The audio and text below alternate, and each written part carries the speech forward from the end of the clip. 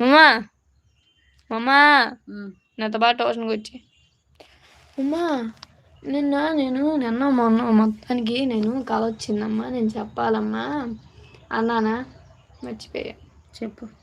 మర్చిపోయానని చెప్పంటావు. Cinema గురించి వచ్చింది కదా. ఏమని? బతికొచ్చాడంట. అవుతారులే.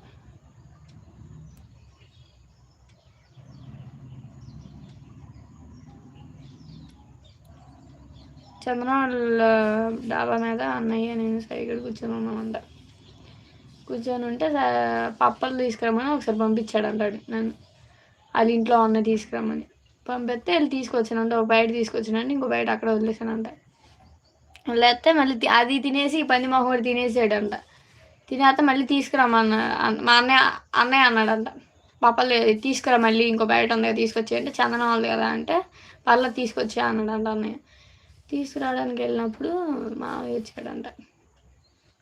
మామయ్య వచ్చి నా కొడుకు అని పైకి వెళ్తున్నాడంట వాళ్ళ దగ్గరికి. వెళ్తుంటే మొత్తానికి కాలు జారి పడ్డమో ఏదో జరిగిందంట. ఎవరో కొట్టడమో కాలు జారి పడ్డమో జరిగింది.